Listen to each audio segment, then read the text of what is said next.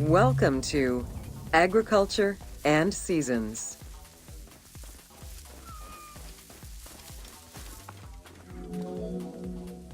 While crops were cultivated in different oases around the desert, most of the arable lands were near the Nile.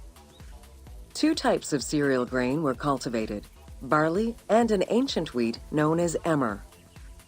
These two key ingredients contributed in establishing bread and beer as the staple of the Egyptian diet and the basis of its economy.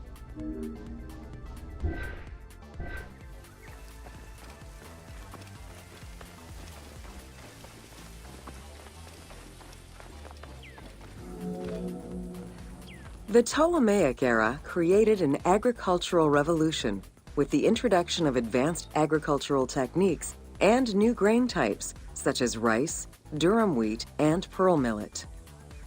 The resulting agricultural mass production greatly increased the economy of ancient Egypt. It also prompted the development of storage and transportation, allowing long-distance trade with other regions.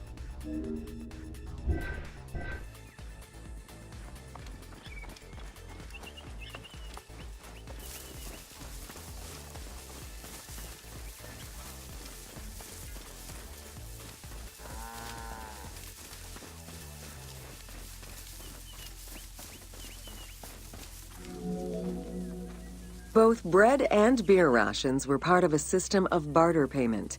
The state used those goods to pay wages for those who worked in the quarries and at the construction sites. Beer was so important to ancient Egyptians, they had a goddess of beer brewing, Tenenet. Tenenet is seen in many paintings and sculptures with beer, and women are depicted as the primary beer makers.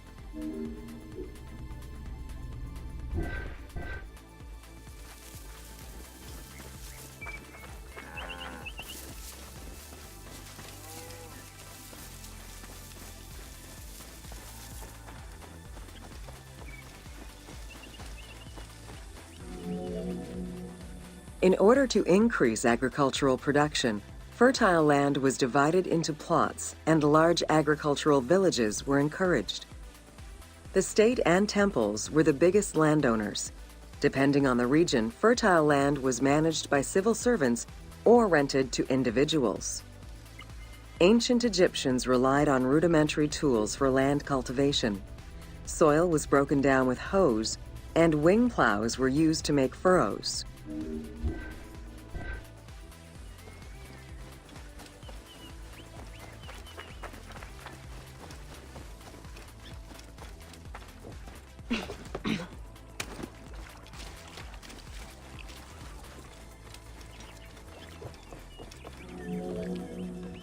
The three seasons known as Akhet, Peret, and Shemu corresponded to a specific phase of the agricultural process and the river's natural changes.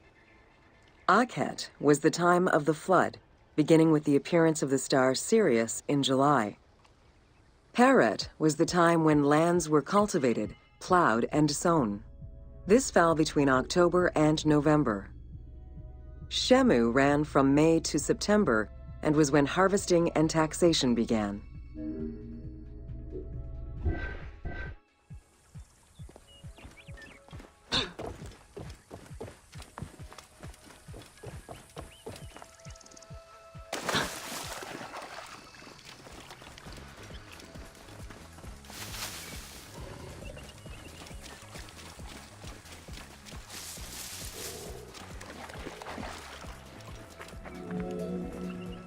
The pharaoh's duty was to uphold order against chaos and provide for his people. Priests and local governors also wanted to appear as protectors of the people. However, any variation in the Nile's seasons could cause water shortages. This had devastating consequences on wheat and barley crops. The pharaoh, administrators, and priests knew they needed to demonstrate their ability to prevent such a catastrophe from happening.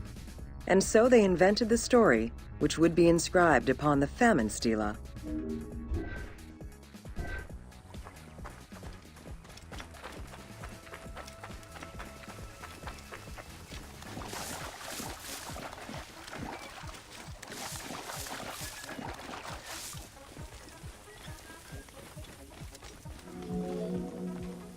The story begins with the pharaoh worried for his people. The Nile hasn't flooded in years, and his people are starving. In search of the origins of the flooding, Djoser seeks out Khnum, the protector god of the region and the source of the drought. Djoser gives the god offerings and orders his priests to restore the temple of Khnum. These offerings please the god, and the floods are restored. This story was intended to highlight the importance of the deity in everyone's daily lives, while also demonstrating the crucial role that the priests and the king played in feeding and protecting the people of Egypt.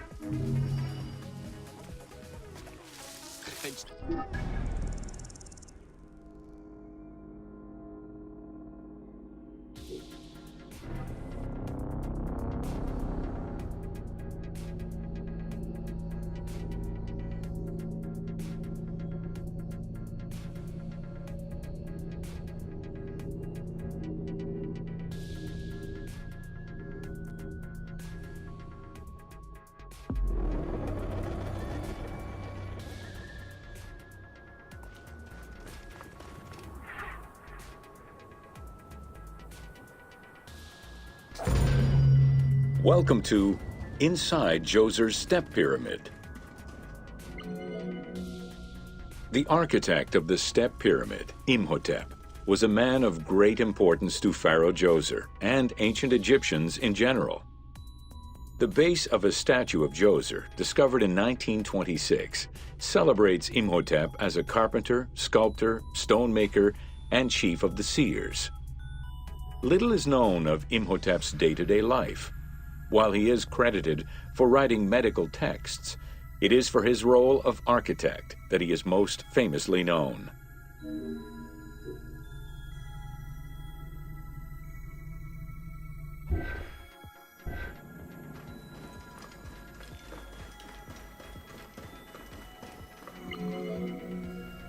From the design of the pyramid to the elements within the complex itself, Imhotep set out to create something that would immortalize his king.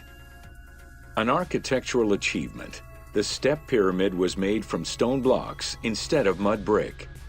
It was the first time Egyptians built a monument of that height. Imhotep explicitly intended for the stone to reflect natural materials.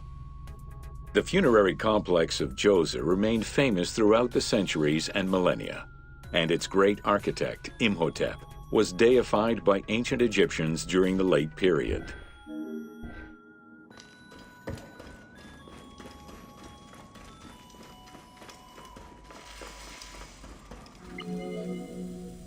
In addition to the central subterranean palace built for Djoser, 11 wells were dug. Each went to a depth of 33 meters and connected with a horizontal gallery extending for about 20 meters. The first 5 galleries were intended for members of the royal family.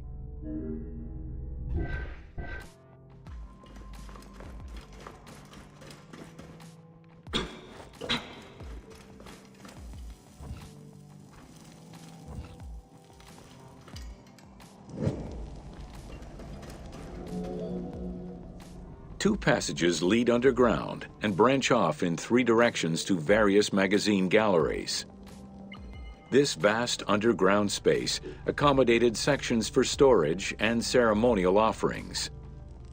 One of the tunnels, starting on the east side of the pyramid, contained 40,000 stone vessels, many of them belonging to the king's ancestors.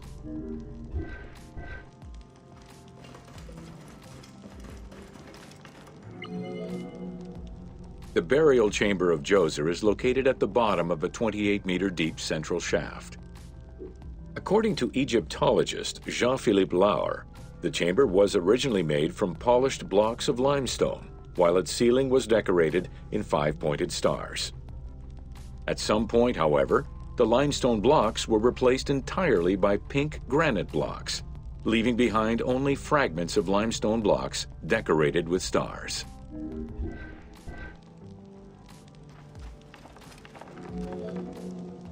At the foot of the chamber are many tunnels going in all directions.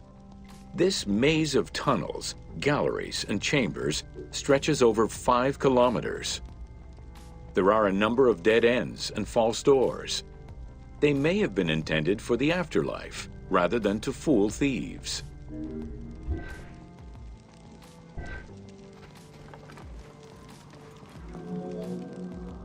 Unlike the Great Pyramid of Giza, or Menkaure, the Pyramid of Djoser does not have any extra openings dug out by thieves. There was no need for them. Because of the easy access into the tunnels and along the corridors, thieves had little trouble clearing out the temples once inside. It is unknown when the mummy of Djoser was stolen. All that remained was a left foot, found by French Egyptologist Jean-Philippe Lauer in 1934.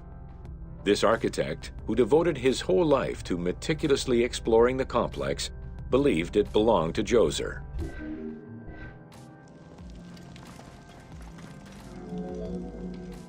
The Pharaoh's apartments, also known as the Blue Chambers, are decorated with blue-green tiles meant to imitate the reed matting that covered the walls and windows of his palace. The stone is carefully curved and painted to look like the rolled mats of open doorways and curtains.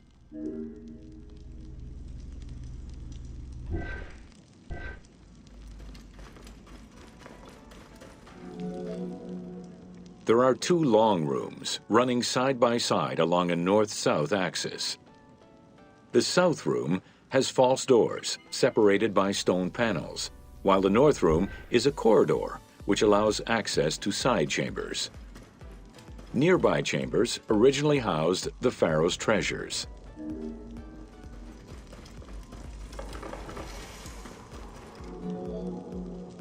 The door frames are made of fine limestone and carved with the king's name.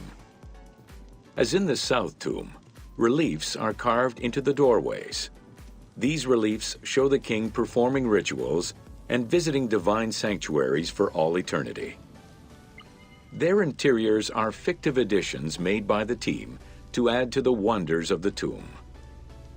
It is clear from the elaborate detail and scale of the complex that this funerary monument was a technological marvel of its time.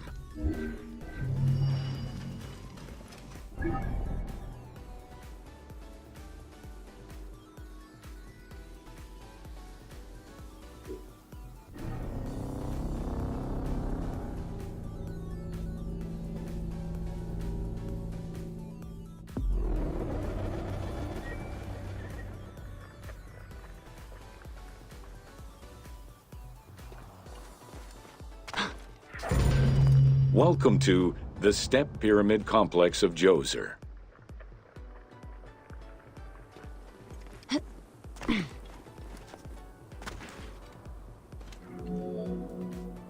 The Step Pyramid is at the center of an enclosed complex, comprised of temples, models of palaces, and artificial constructions, all built for the afterlife of Pharaoh Djoser. The funeral complex itself covers 15 hectares and is located on the highest point of the Saqqara Plateau. It's clear from the elaborate detail and scale of the complex that this was a technological marvel of its time. The only fragment of information regarding the design plans of the complex was discovered on a section of stone containing an architectural sketch of a vault.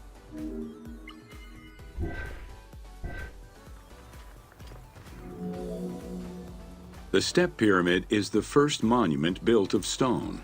Standing at 60 meters high, it was the tallest of its time.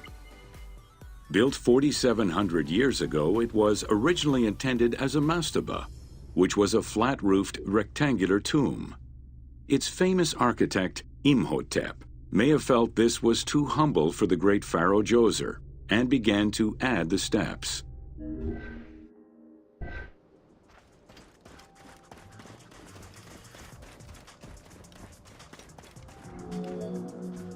The Step Pyramid complex is enclosed within a 1,600-meter-long wall that is 10 meters high. This large wall was made out of white limestone and oriented along the north-south axis.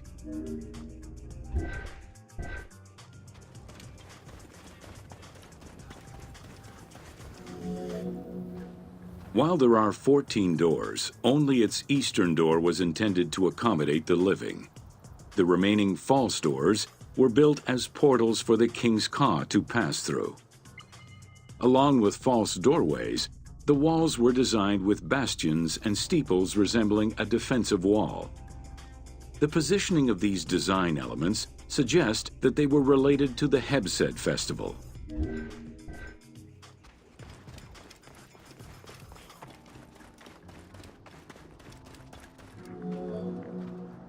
The only real entrance into the complex is at the end of a long, narrow passageway. This enclosure has a stone canopy carved to resemble wooden logs. At the end of the passage is a large opening. Meant to resemble a doorway, it has carved doors and hinges that are permanently open and immovable.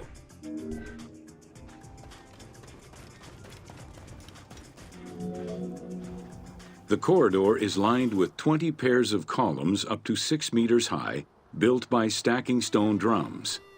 The completed facade was made to resemble reed stock bundles. Traces of red paint were found on the columns, along with black paint on the support walls. This would have had the effect of blending the walls into the shadows to give the red columns the illusion of standing on their own.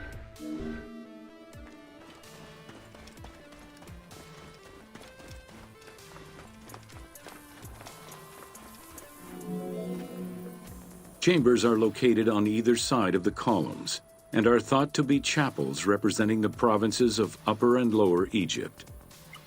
According to some Egyptologists, the arrangement of the rooms may be symbolic of jurisdiction and judgment.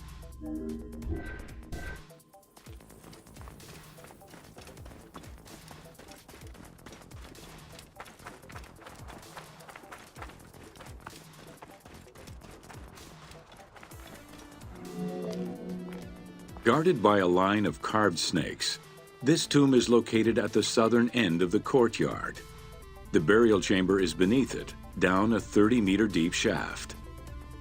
The low-ceilinged chamber resembles a mastaba and is relatively intact compared to the later burial chamber. The tomb is made of pink granite, though there is evidence it was once polished limestone. Too small for a body, it is possible that the tomb was intended for the king's ka, or to hold the canopic jars containing the king's organs. Later traditions in burials would have the canopic jars in the same chamber as the body.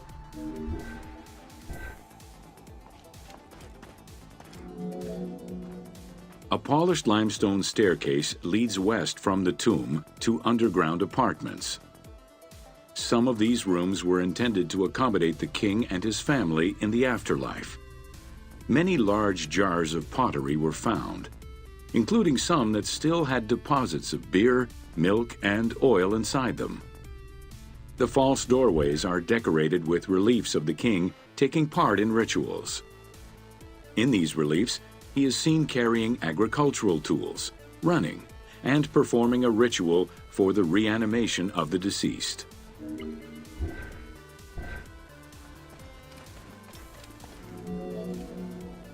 The architect Imhotep chose stone as a building material in order for the complex to last. Following the completion of the initial mastaba, Imhotep devised a burial of more ambitious dimensions. He set about stacking mastabas on top of each other. Evidence shows that the pyramid was enlarged twice by additional cuts into the steps, eventually reaching 62 meters in height and 121 meters by 109 meters at its base.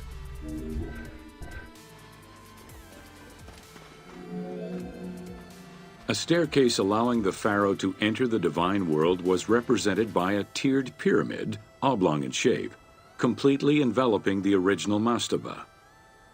The pyramid itself is a solid structure. All of the chambers and tunnels are beneath the structure.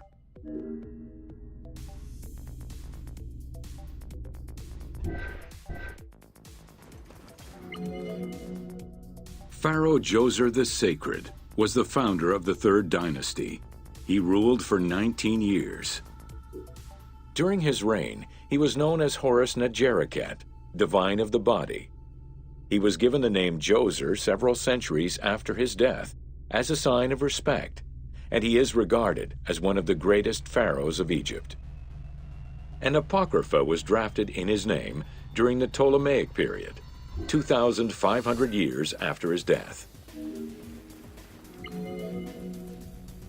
Djoser was associated with the sky god Horus in his human form. A plinth near the step pyramid is inscribed with his name and associated with Horus.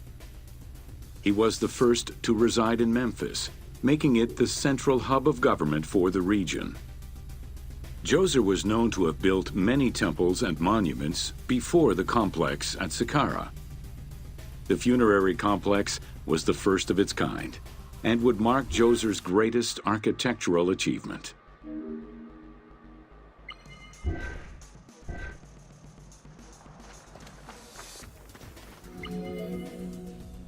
The funerary complex was built to resemble Djoser's palace, with the stone carved to imitate mud brick, trees, and reeds. Creating these details and softer textures in hard stone would have been a time-consuming, labor-intensive task. Much of the complex is designed to accommodate the Hebsed festival, allowing the king the ability to affirm his rule even in the afterlife.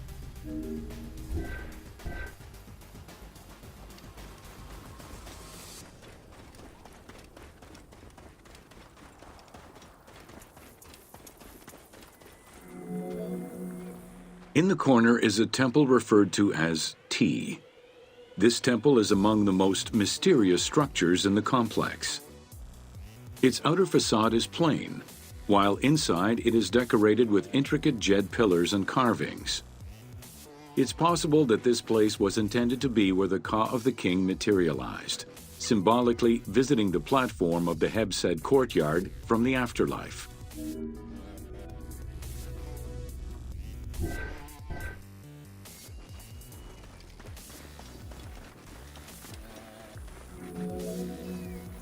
The Hebsed festival enabled the pharaoh to maintain universal order and renew godly powers. Through a series of trials and religious rites, such as dance, offerings, and visiting the sanctuaries of various deities, the ruler's vital force and divine nature was confirmed. The celebration was meant to represent the ruler's jubilee and would take place every 30 years, though the deadline was not always followed. The earliest known ritual dates from the First Dynasty.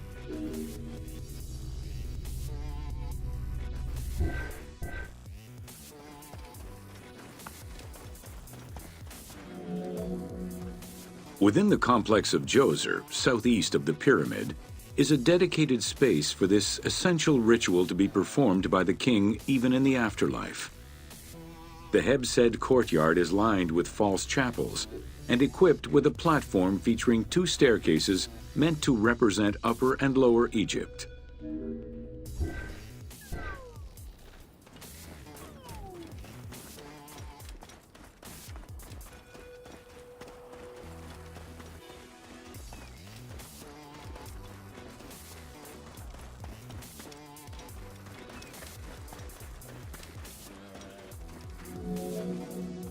Located in the courtyard, the two pavilions are believed to represent the palaces of Upper and Lower Egypt.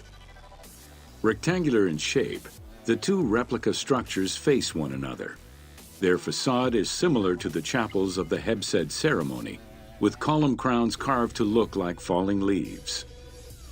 Because Queen Hetep-Hernepti and Princess Inetkas's names were discovered on a stela near the pavilions, it is thought that these funerary chapels were intended for them.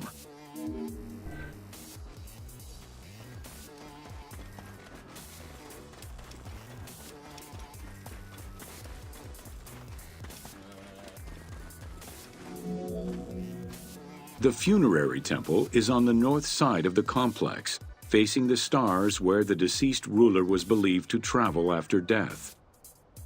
Within this temple was the pharaoh's serdab, or cellar. It is a small, enclosed space with one wall sloped to match the first step of the pyramid.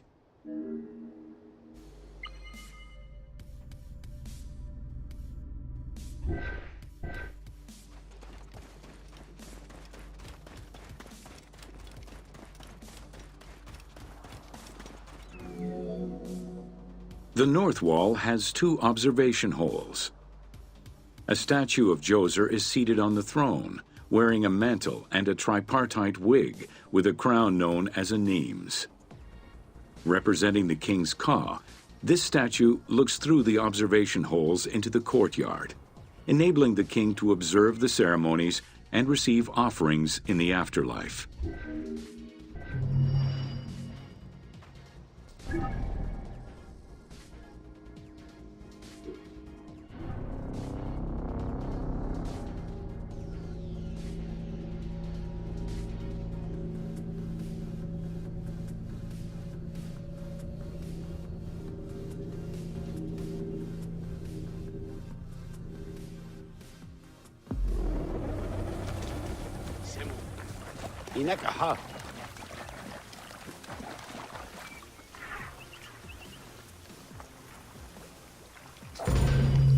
Welcome to the city of Memphis. Throughout all ancient Egyptian periods, cities had one thing in common. They were situated along the Nile's shores. Cities were often designated for government or for worship. Major cities had several temples dedicated to numerous gods and goddesses. Egyptians referred to the organization of their cities as a sepat, or later on by the Persian term nome. There were 20 sepat in Lower Egypt and 22 in Upper Egypt. The capital city of ancient Egypt changed many times over the periods.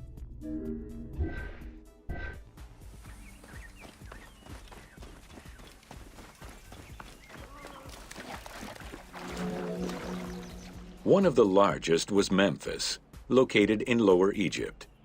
It was a key center for religious temples, including their most important deity, Ptah, god of creation. Thebes, located in Upper Egypt, competed with Memphis and featured as both a political and a religious center. Two important temples, Luxor and Karnak, were built there. A minor capital of the Sayyid dynasty was the city of Sais.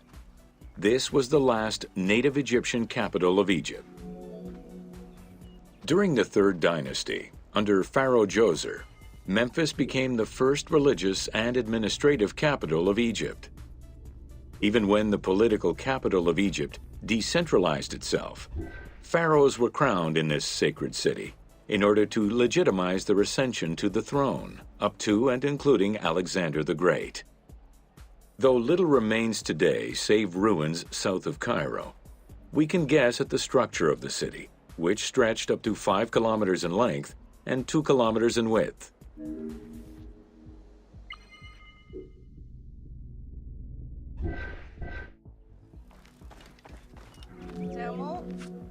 Memphis was also referred to as the City with the 100 Doors, or the White Walls. These names were in reference to the wall which surrounded the city. Under the protection of Ptah, god of craftsmen, the city was a thriving religious and economic hub.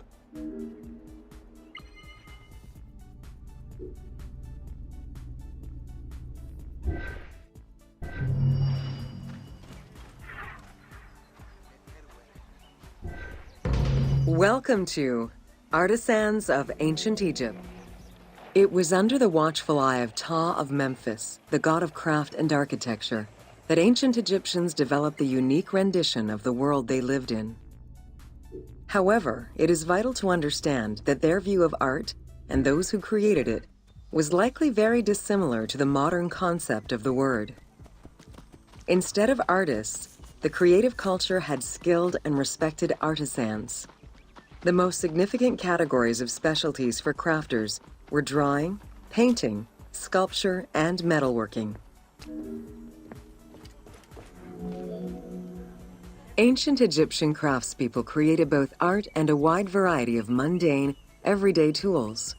Every item created had a specific purpose and was produced by anonymous artisans who worked alone or with a team. Most crafts, such as pottery and metalworking, were utilized for everyday items. Luxury goods and artwork illustrations served temple rituals and were not meant for public display. Artisans rarely signed their names to the work, though they were clearly aware that they possessed a unique skill and talent for the task. Art, in all its forms, has offered not only a practical insight into the way ancient Egyptians lived, but in how they viewed the world and their place in it. The balance of order and chaos was crucial in both the physical and the metaphysical universes. As a result, their art appears to follow a strict set of stylistic conventions that supported this worldview. From households and palaces to temples and tombs, pottery, papyrus, and textile items were essential to the everyday life of ancient Egyptians.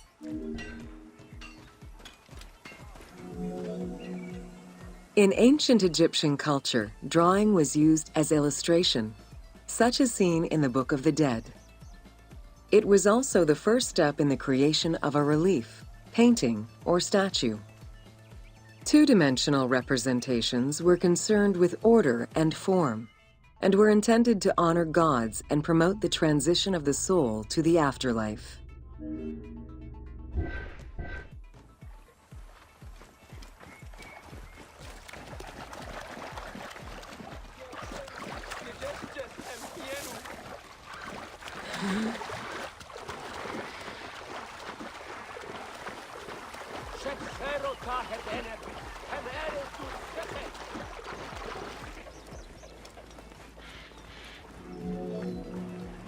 Stylistically, Egyptians were concerned with the depiction of the human form's inner self. As such, artistic representations were not concerned with realism, but rather with idealized youth and perfectly harmonious visuals.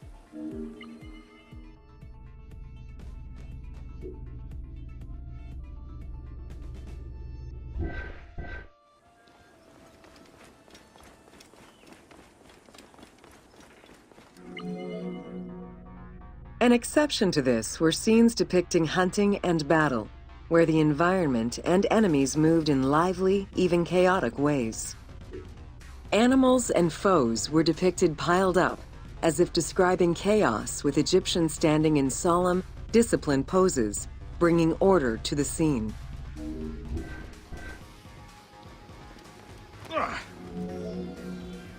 Reliefs could be either in high relief or low relief.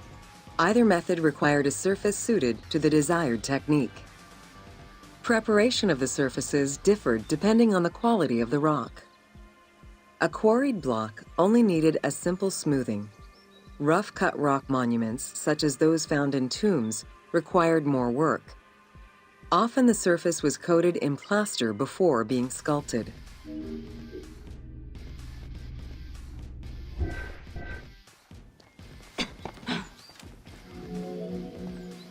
For reliefs, preliminary sketches were drawn in red, then framed with a red grid to position the elements of the scenes. Corrected sketches were in black, and once approved, the scene was ready to be carved. This method likely explains the name given to relief makers, the one who draws the outlines.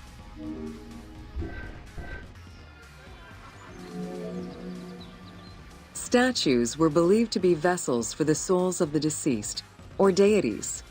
That is why a sculptor was called the one who makes it live. This divine duty earned them the utmost respect. As with a relief, creation of a sculpture began with a drawing. Most statues were made of quarried blocks of stone, primarily limestone, though sometimes harder stones such as quartzite were also used.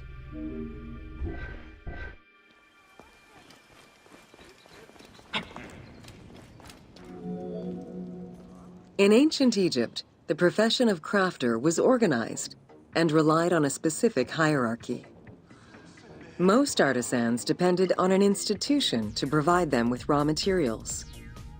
There were 3 working levels for craftsmanship: domestic, large estates, and within palace and temple workshops.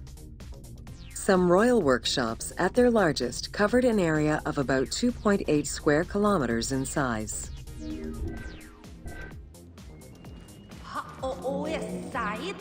At the domestic level, most Egyptians were craftspeople to a greater or lesser extent. The ability to repair tools was a daily necessity. Crafted everyday items could also be bartered for at the local market. Artisans with skills but lacking in resources worked at large estates, where the elite provided them with space to work and raw materials. The most skilled artisans were employed in royal or temple projects and benefited from a special status. They were provided with good workspaces and considered to be highly skilled.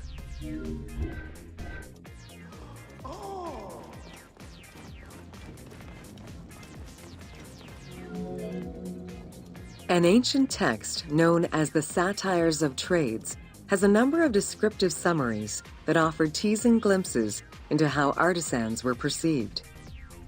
A coppersmith was said to stink and have fingers that resembled crocodile droppings, while potters were said to be like those who lived in bogs. This view was likely exaggerated in order to highlight the most enviable position of all, that of the scribe.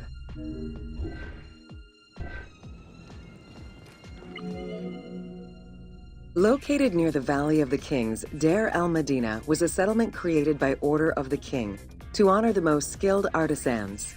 Its name translates as the monastery of the city. Allocated a house on the initiative of the king, these craftsfolk were regarded with respect and referred to as the royal artisans. Those who lived there worked on the tombs in the Valley of the Kings and its surrounding temples.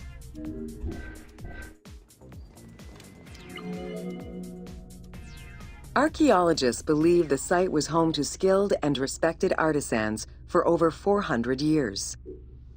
It is considered one of the most important discoveries relating to Egyptian daily life.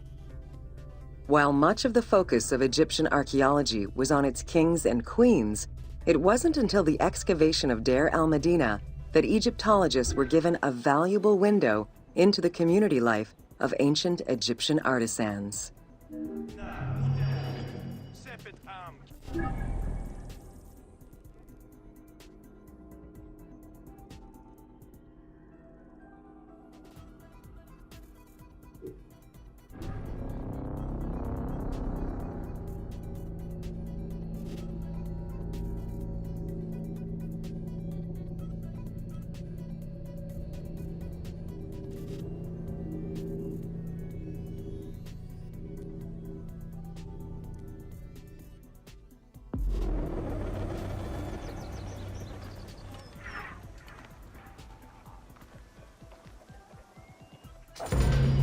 Welcome to Mummies of Ancient Egypt.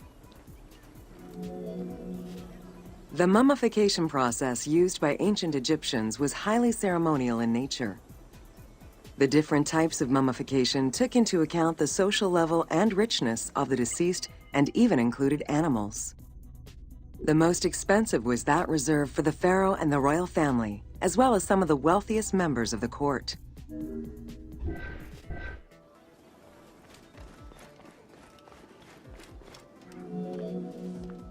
The first step was cleaning. Once bodies arrived at the mummification site, they were placed on inclined tables while the bodily fluids drained away. They were then cleansed by priests until they were deemed ready for the purification process.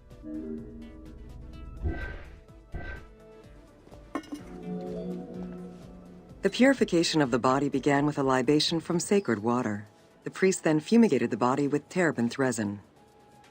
After the ritual cleansing, priests used oils, spices, and all kinds of essences to further purify the body of the deceased. Finally, all body hair was meticulously removed.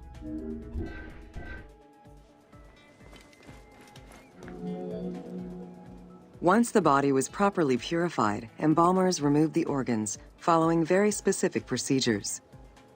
First, the brain was extracted by inserting a spoon through the nostril to break the ethmoid bone. Then, using a spatula, the pieces of the brain were removed as thoroughly as possible. What matter remained was extracted after a process of liquefaction, achieved through the use of a caustic liquid. The cranial box, once emptied, was rinsed and disinfected with palm wine, and then stuffed with strips of linen cloth and liquefied resin. After taking care of the brain, embalmers made an incision on the left flank and carefully set aside the viscera. The inside of the body was also rinsed with palm wine. Then the embalmers filled the belly with pure myrrh, cinnamon, and other perfumes and sewed it shut. The removed viscera were washed in palm wine and packed in crushed herbs before being placed in canopic jars.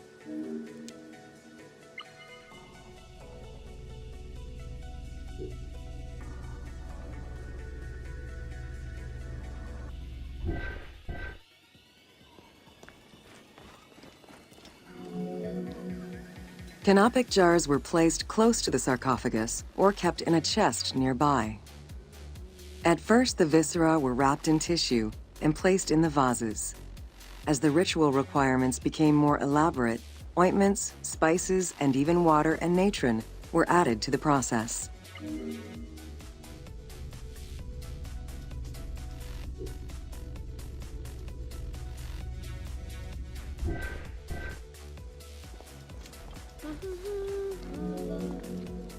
Towards the middle of the New Kingdom, canopic jars assumed the appearance of the four sons of Horus.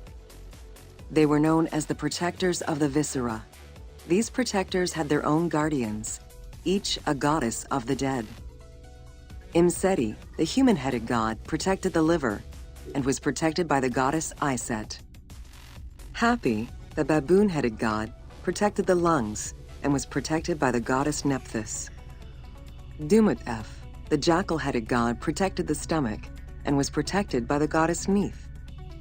And finally, Qebehsenuef, the falcon-headed god, protected the intestines and was protected by the goddess Selket.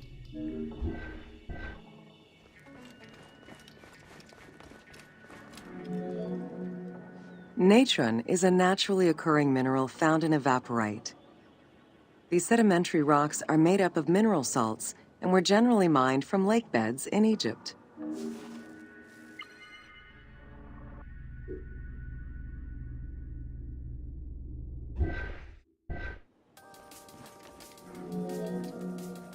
Embalmers used natron as a desiccant to dry the flesh and stop the corpse's putrefaction process. Once the body was cleansed and eviscerated, the deceased was covered in natron for about 40 days. Once desiccated, the body was prepared to be wrapped in strips of linen.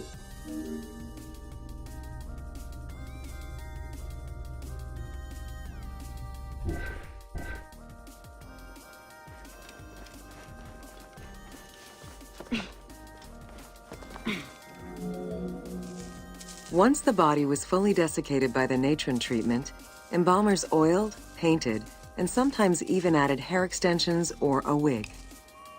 They often used a henna-based antiseptic preparation to give the body a more colorful and lively appearance while preparing it to resist molds and fungi.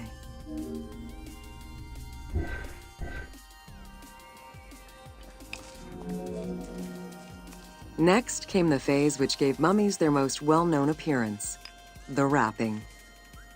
Originally, each part of the body was wrapped separately. Men had their arms crossed on their chests, while women had the right arm folded over their breasts and the left arm stretched along the body. However, techniques evolved over time. Eventually, the body as a whole was wrapped with limbs alongside the body, and increasingly sophisticated and different techniques of weaving flax bands were developed.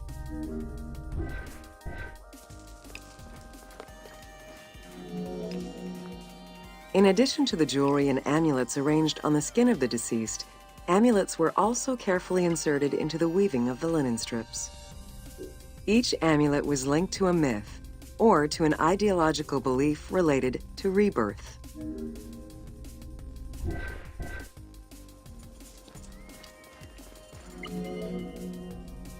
Masks were an important part of a mummy's finery. Early wooden funeral coverings were very expensive, however, and soon replaced by masks created through a technique known as cartonnage.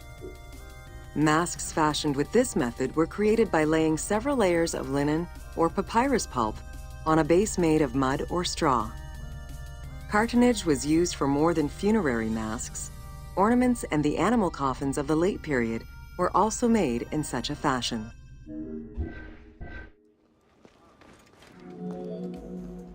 Cartonnage evolved to cover the entire body of the mummy during the 22nd dynasty. The mummies were placed on a board inside a rigid envelope of cartonnage, which was laced at the back with a string. Extremely cost-effective and visually pleasing, this technique was very popular through all layers of the society.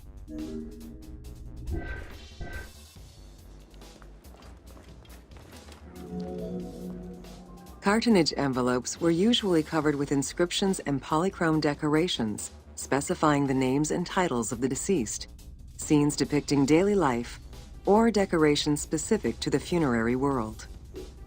This was a true gift for Egyptologists eager to study the funerary rites of the ancient Egyptians.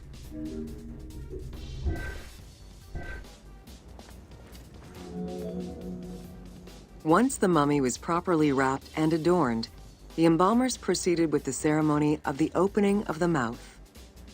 A vital step of the funerary process, this ceremony was meant to bring back to life the deceased themselves or an object representing the deceased.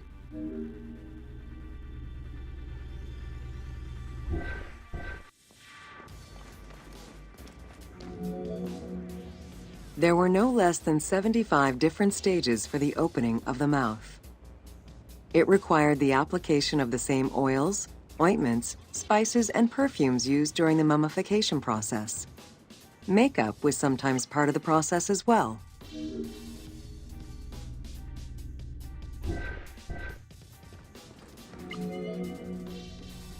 The last stage of this long ritual was the act of touching the mouth with the adze to symbolically allow the breath of life to infuse an inert body.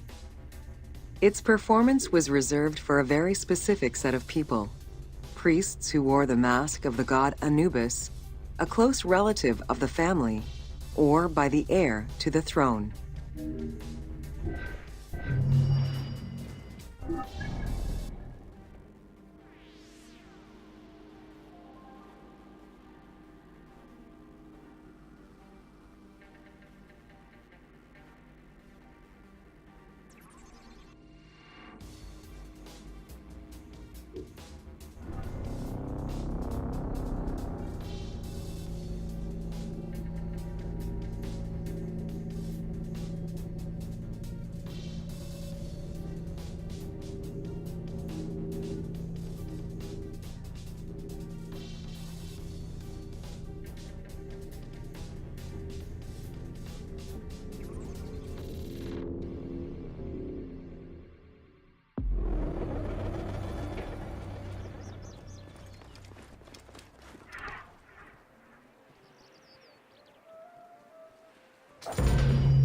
Welcome to Temples and Priests. From its foundation, the city of Memphis favored worship of the god Ptah.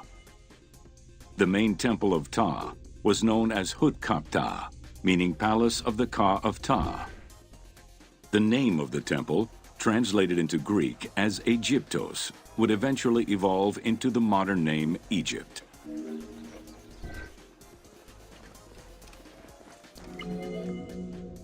Temples were the center of religious, political, and economic life in ancient Egypt. These sacred places were viewed as the literal home of the gods and goddesses. As such, every aspect of them required care and reverence, all of which was accomplished through elaborate ritual.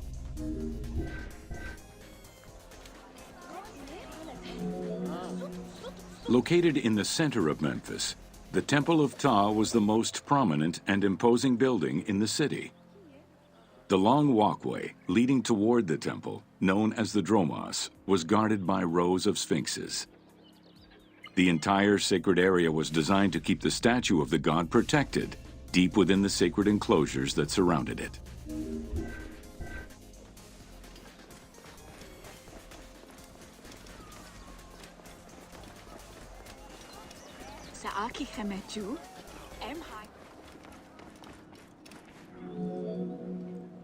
The Dromos opened into a courtyard, with the surrounding portico graced with columns carved to resemble palm trees. During special festivals, the general population was allowed to enter this location, but under no circumstances would they be allowed into the sacred spaces beyond the courtyard.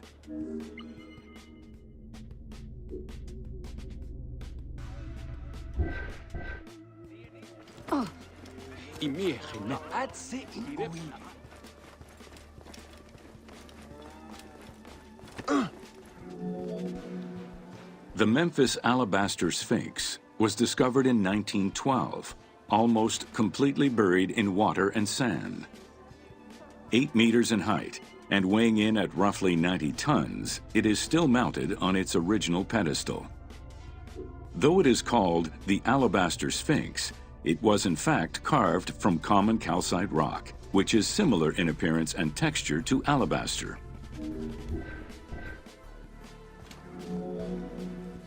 Erosion has destroyed the original engravings, making it difficult to determine when it was created. Egyptologists believe that its facial likeness resembles Amenhotep II, and so it could have been sculpted somewhere between 1700 and 1400 BCE. It is believed that this monument once stood outside of the Temple of Ptah and was integrated into subsequent extensions to the complex.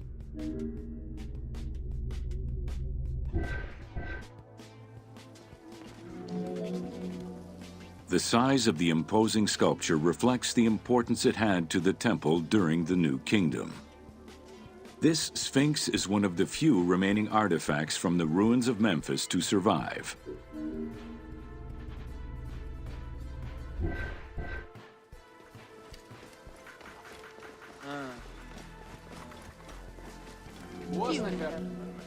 In Egyptian culture, some animals were associated with gods, while others were considered to be living gods. The Apis bull was believed to be a divine entity. The earliest mention of the Apis bull in ancient Egypt goes back as far as the first Egyptian dynasty.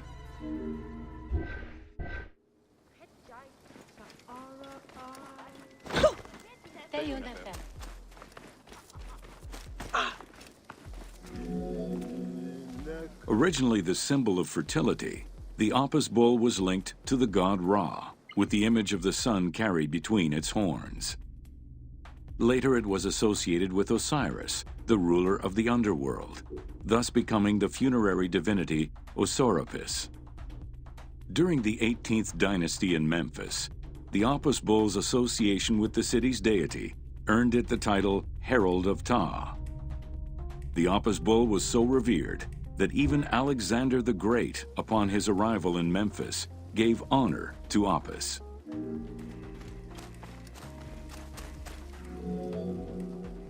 The Apis bull lived with its harem in a sacred barn located in an enclosure in the Temple of Ptah. Each bull bore 29 signs representative of its divinity. Among them, the bull had an eagle-shaped mark on its back, a double tail hair, and a scarab-shaped mark under the tongue. The signs were intended to correspond with the lunar cycle. After its death, Egyptians would search for its reincarnated form among the livestock.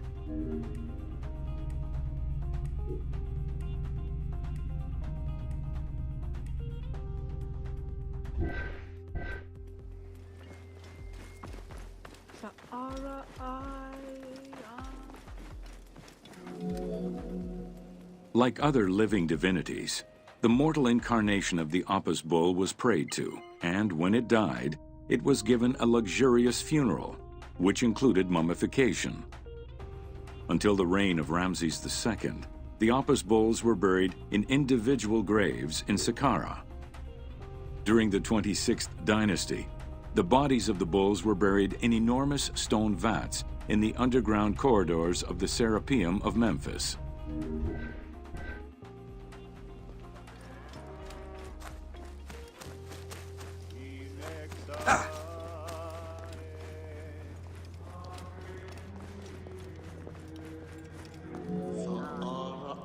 Ancient Egyptians believed that temple rituals were essential to maintain order in the cosmos and allow communication between humans and gods.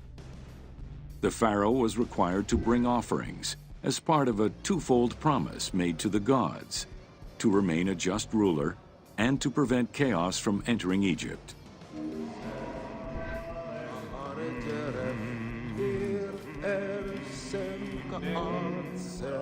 Details of the ceremonies found on temple walls provide a thorough overview of the stages of the daily ritual. Performed 3 times a day to mirror human mealtimes, each step of the highly symbolic ceremony was accompanied by specific recitations, many of which referred to mythical events.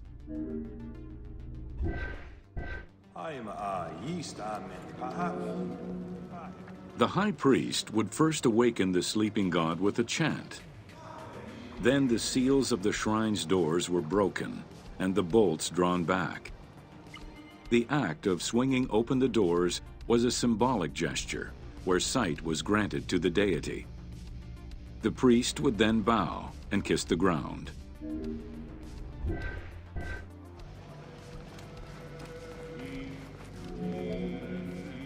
The god was then washed with incense-infused water and its mouth rinsed with mineral salts. The cleansing was followed by adorning the statue with jewels and royal garments. The final ritual required the priest to sweep away any footprints in order to prevent evil from approaching the god.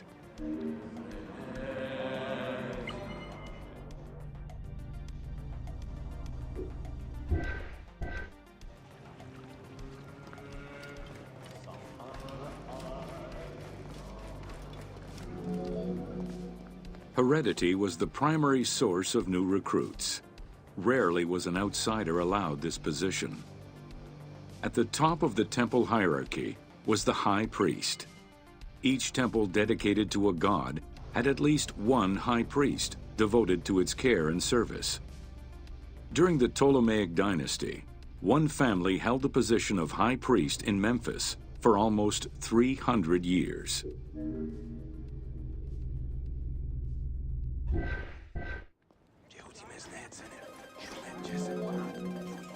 High priest candidates made their way up the ranks of the temple hierarchy. The one chosen to occupy the lofty position of high priest was usually confirmed by the pharaoh. Several of the high priests were also important officials in the government. Families sharing the highest priesthood titles tended to make many alliances, thereby gaining more land and wealth. Shifting balances of power sometimes resulted in more or less open conflicts between the priesthood and the pharaohs.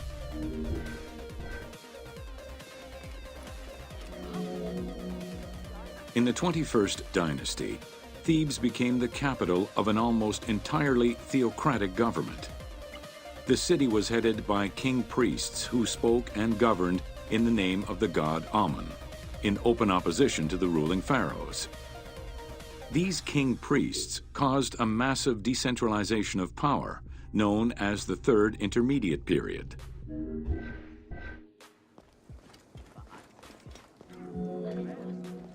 The educational institution in ancient Egypt was known as the House of Life. Attended by the offspring of the elite and the clergy, it was a place tailored to the social status of its attendees. The earliest references to this type of institution date back to royal decrees of the Old Kingdom.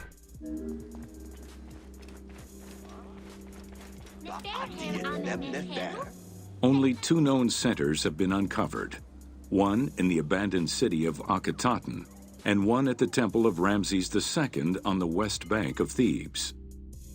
Inscriptions uncovered in those locations mention the names and titles of people who were connected with the House of Life, such as a chief physician and many scribes. It is presumed that by the late kingdom, every temple had a House of Life.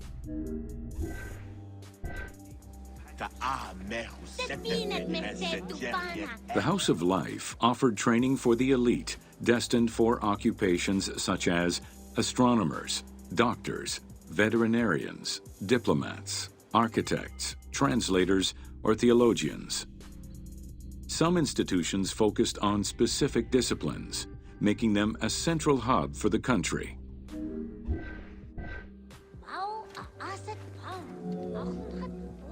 Not limited to instruction for young students, the House of Life was a source of reference for many scholars, with rooms dedicated to papyri of many disciplines. Because papyri were preserved there, the Greco-Romans referred to the House of Life as a library.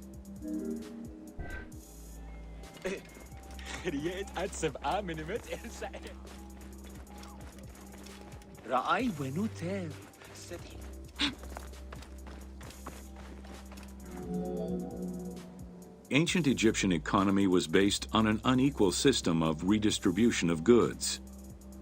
The state of Egypt collected the crops, and the temples distributed them throughout the provinces.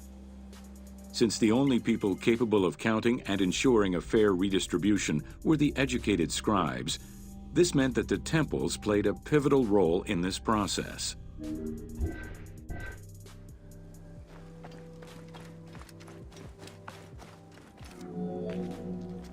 There are records of pharaohs making offerings of large tracts of land and animals to temples in order to maintain their favor.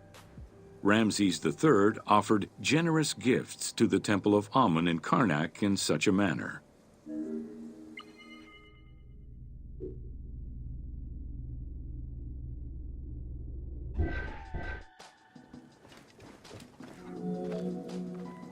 Palaces, warehouses, and granaries were built inside the temple compound to better control the redistribution of goods.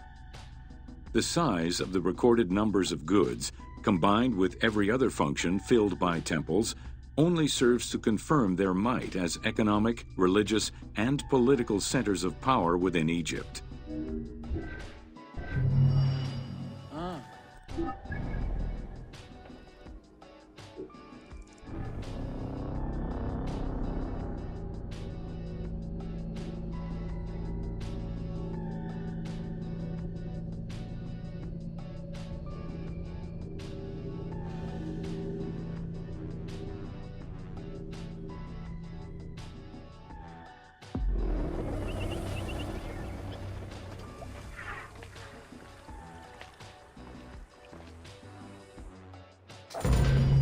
Welcome to the major regions of Egypt.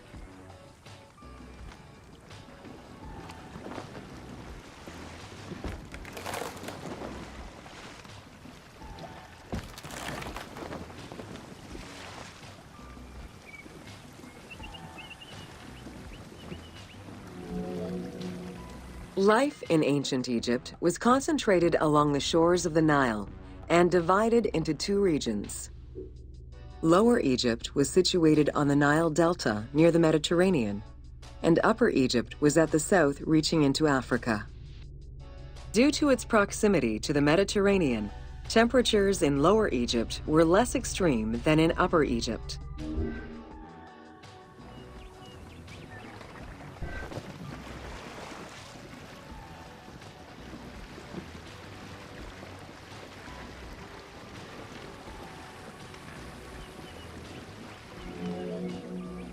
Until 3100 BCE and the unification of Egypt, each region had its own pharaoh and crown. Lower Egypt's crown was red and marked with symbols of papyrus and bees. Upper Egypt's crown was white with symbols of lotus and sedge grass.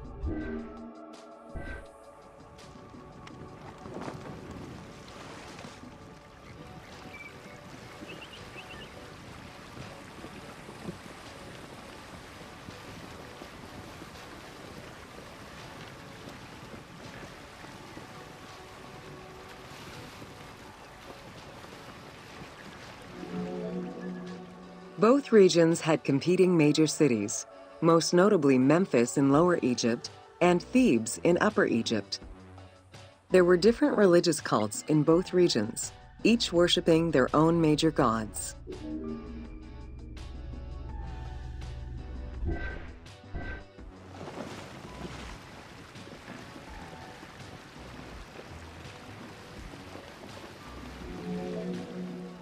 Many of the temples were designed in such a way as to represent the two regions, and ceremonies often incorporated Upper and Lower Egypt in their rituals.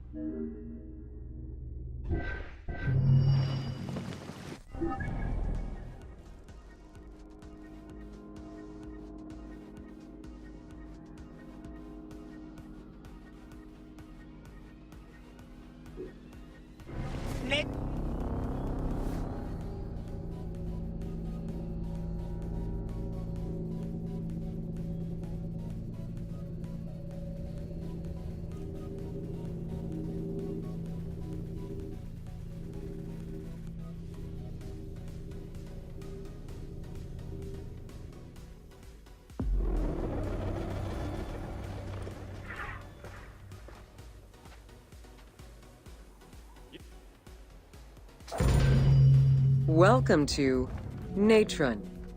Natron is a colorless salt that was used by ancient Egyptians for food preservation, cleansing products, and glassmaking. It was also used in the mummification process.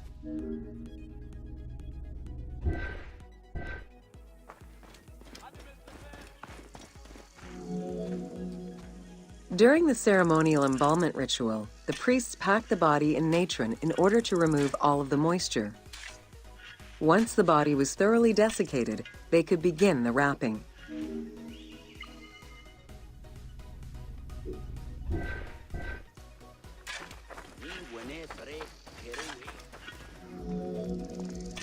Natron was mined in Wadi Natron. The main mining methods involved either cutting slices out of the lake bed when it was dry, or raking through mineral-saturated water to gather the mineral salts during the floods.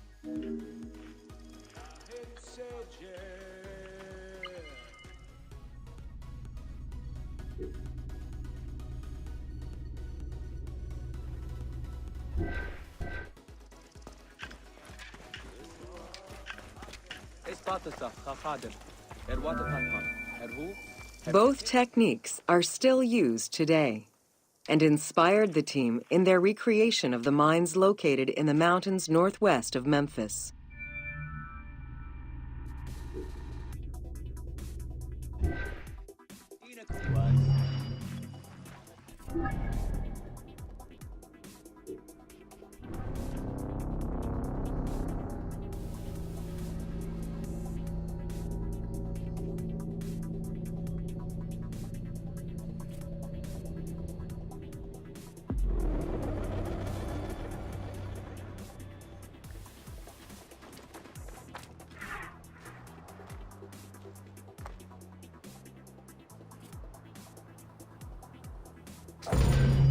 Welcome to the Red Pyramid of Dashur. The Red Pyramid was built 2 kilometers to the north of the Bent Pyramid. It was so named due to the reddish limestone used in its construction. The Red Pyramid reached a height of 105 meters. While the ground level of the Red Pyramid is lower than that of the Bent Pyramid, its height is virtually the same. The task of making the pyramid a geometrical, true flat-face pyramid brought about yet another new design concept: the use of casing blocks.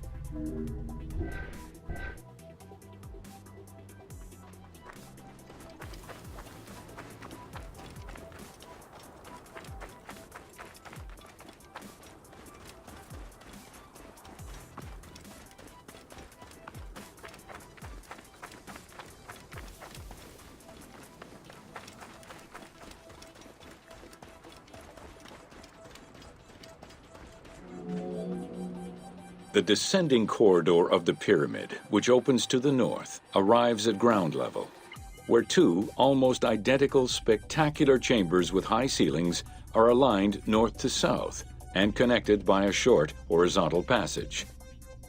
In the south wall of the second chamber, accessed by a staircase, another corridor leads to the final chamber, which is built within the masonry of the pyramid itself and aligned east to west.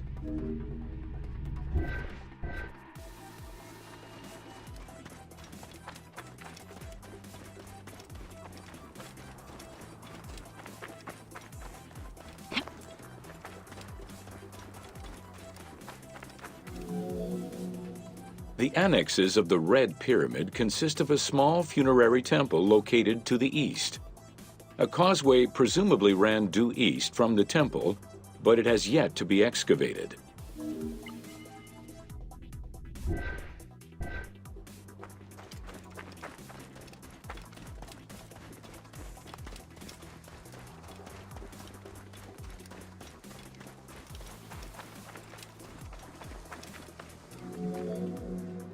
The Red Pyramid was structurally sound, and once finished, marked a remarkable design milestone. Finally successful in his attempts to build himself a suitable funerary monument, Sneferu knew his future beyond death was assured.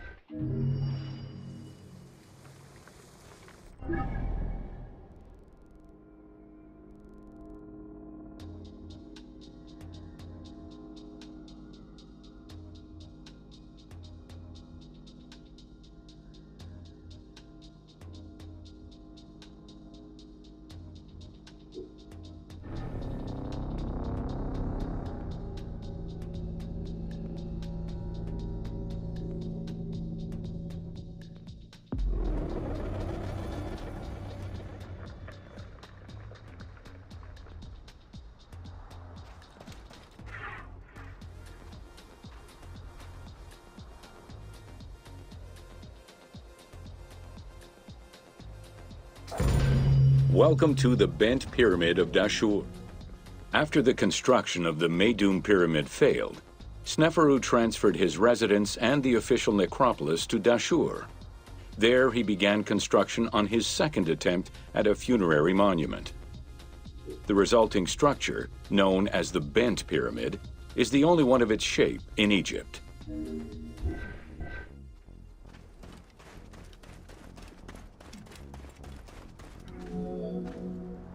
Though the pyramid also proved unstable and was abandoned, it marked a technical and architectural breakthrough. Heralding an important design transition, the Bent Pyramid displays a shift from the step pyramid to a functional smooth-sided pyramid.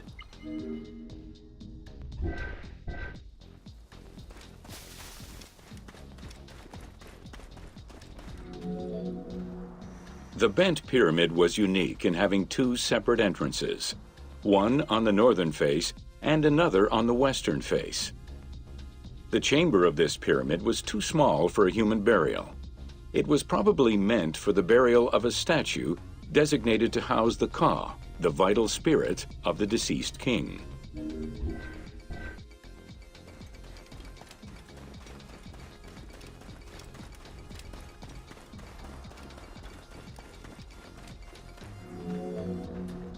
With the Bent Pyramid, architects successfully experimented with a completely new idea: to build the pyramid with a core of huge stones settled on a progressive horizontal design. This way, each construction phase could be completed in a single stage, allowing the architect complete control over every design element. Unfortunately, these precautions did not prevent sagging or cracks in the interior rooms of the pyramid. Sneferu abandoned the monument and began the construction of yet another pyramid.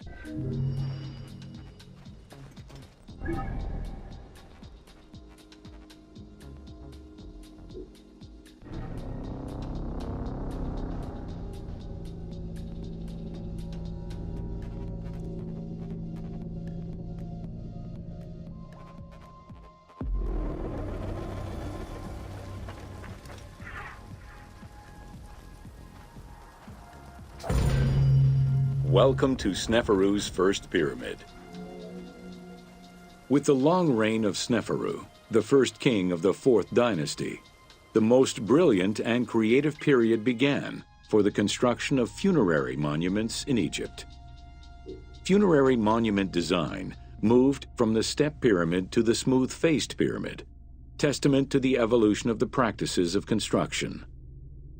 The first attempt at this design was the Pyramid of Meidum.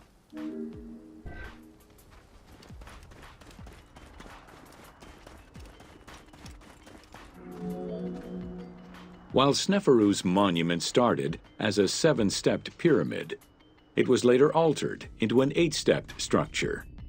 The final phase of construction saw the steps filled out and an outer casing applied to achieve a smooth surface.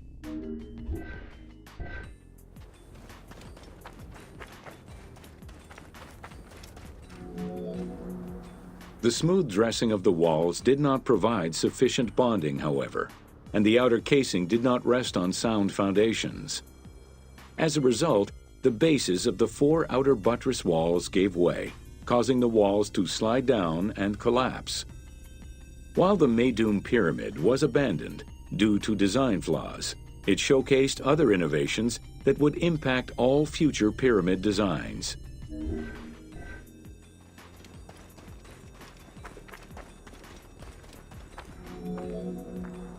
As well as the smooth sides, it was the first time a ceremonial pavement was built, leading from the valley to the temple of the pyramid.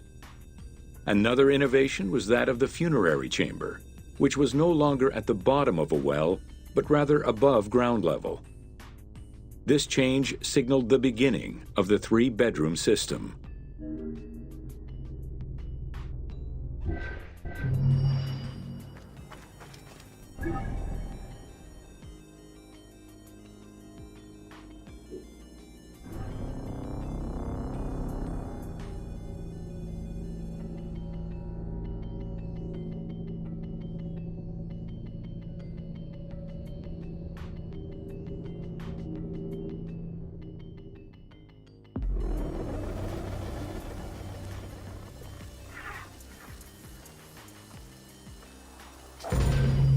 Welcome to Evolution of...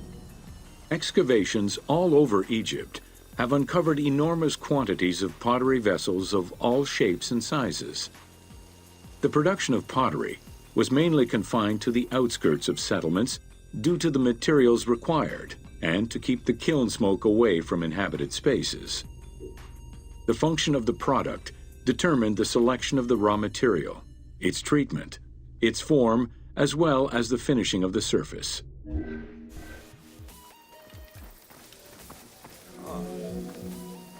Pottery was essential to ancient Egyptians' daily lives.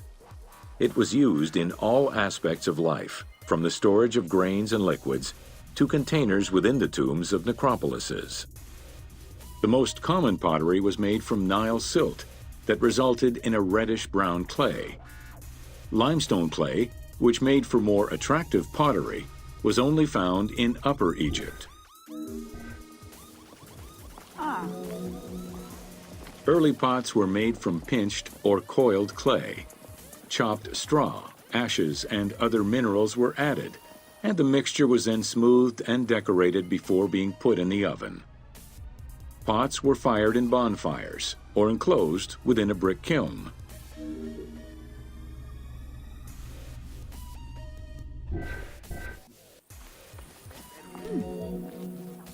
The potter's wheel was utilized during the Old Kingdom. Pottery became smoother and more polished, similar to river stones. It was decorated primarily in red pigment, with the black color achieved by exposing it to smoke. Pottery workshops were attached to palaces or temples, and around the late period, specialized workshops began to appear.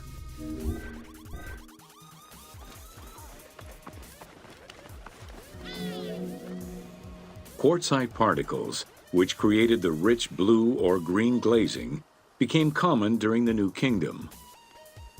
Mediterranean motifs and tin-based glazing came with the Greco-Roman era.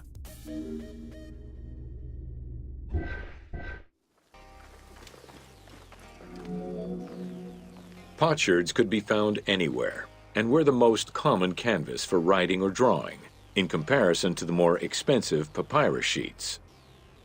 Named after their Greek description, ostraca contained daily life records, letters, or could be drawn upon. Artists drew sketches for temples and tombs, or simply for leisure.